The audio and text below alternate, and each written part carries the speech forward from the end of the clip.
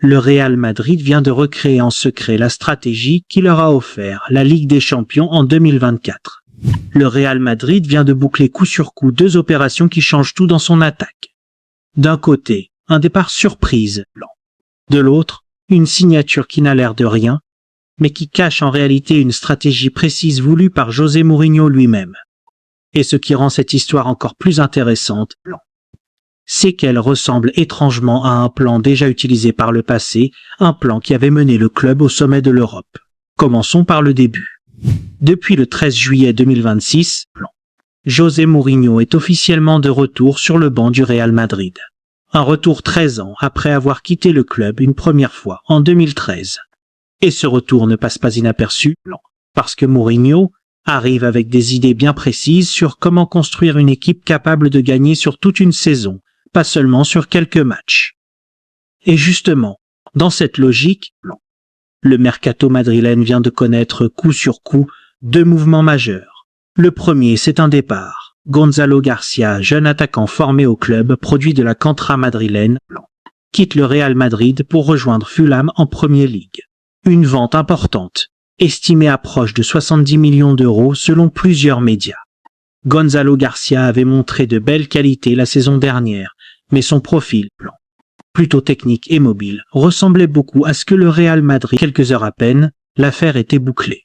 Le club a levé la clause libératoire de Carlos Espí, jeune attaquant de 21 ans qui évoluait à Levante, pour un montant de 25 millions d'euros. Une somme qui peut sembler modeste à l'échelle du Real Madrid, mais qui traduit surtout la rapidité et la clarté de la décision prise en interne.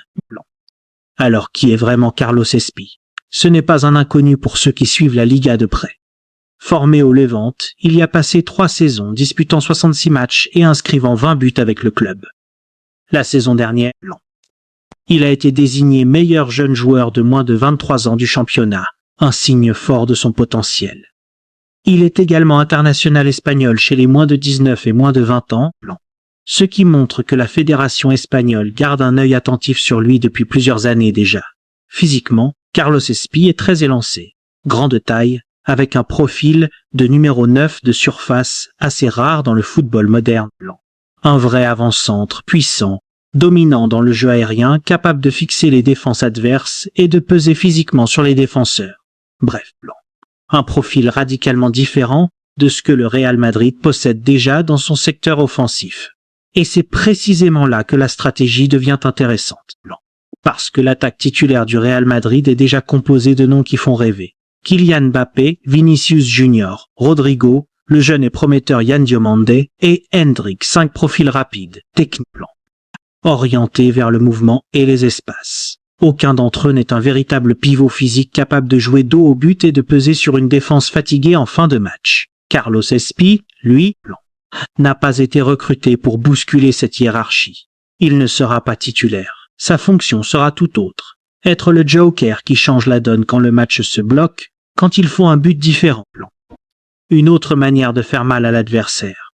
Et cette idée, elle n'est pas sortie de nulle part. Elle vient directement de José Mourinho, un entraîneur connu tout au long de sa carrière, pour son sens tactique, sa capacité à utiliser intelligemment ses remplaçants. Et pour comprendre cette logique, il faut revenir un peu en arrière, à une saison bien précise, 2023-2024. Cette saison-là, sous les ordres de Carlo Ancelotti, le Real Madrid avait réalisé le doublé Liga, Ligue des Champions. Et parmi les hommes qui avaient marqué cette épopée, il y avait un nom que personne n'attendait. Joselu, prêté par l'Espagnol lors du mercato hivernal, Joselu n'a jamais été titulaire indiscutable dans cette équipe. Mais quand le Real Madrid avait besoin d'un but important, d'une tête décisive, d'un point d'appui dans les dernières minutes d'un match serré, il était là. Et l'exemple le plus marquant restera à jamais gravé dans l'histoire du club. Contre le Bayern Munich, en demi-finale retour de la Ligue des Champions, alors que le Real Madrid semblait éliminé, Joselu avait surgi dans les arrêts de jeu pour inscrire le but de la qualification. Un but qui avait ouvert la route vers une nouvelle coupe aux grandes oreilles. C'est exactement ce type d'impact que José Mourinho espère retrouver avec Carlos Espí. Un joueur qui ne joue pas chaque week-end, mais qui, quand on le fait entrer, apporte immédiatement quelque chose de différent.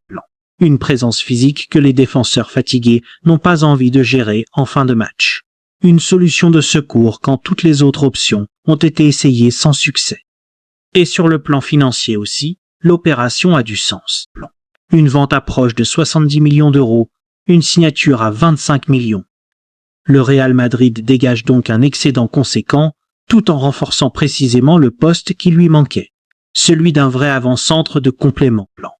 Et ce qui rend cette stratégie encore plus crédible, c'est que Mourinho a toujours privilégié la profondeur d'effectifs plutôt que la simple accumulation de stars.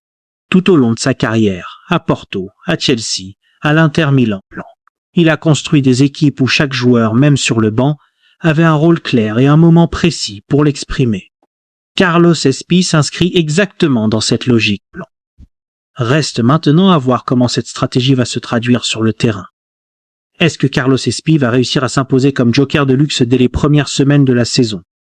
Est-ce que Mourinho va l'utiliser progressivement, en attendant les moments clés de la saison, comme les phases finales de Ligue des Champions, ou est-ce que le jeune attaquant va, à l'inverse, prouver qu'il mérite bien plus qu'un simple rôle de remplaçant? Une chose est sûre, le Real Madrid ne laisse jamais rien au hasard sur le mercato, et encore moins quand Mourinho est aux commandes. Cette double opération, vente et signature, montre une vision claire de ce que le club veut construire pour les saisons à venir. Alors Carlos Espí peut-il vraiment devenir le nouveau José Lu du Real Madrid sous les ordres de José Mourinho? Le profil est là, l'idée stratégique est là aussi. Il ne reste plus qu'à voir ce que ça donnera concrètement. Quand les matchs compteront, vraiment dans les moments décisifs d'une saison qui s'annonce passionnante pour le Real Madrid. Dis-moi en commentaire ce que tu penses de ce transfert et de cette stratégie voulue par Mourinho. Et si cette vidéo t'a plu, abonne-toi à la chaîne pour ne manquer aucune actualité du Real Madrid.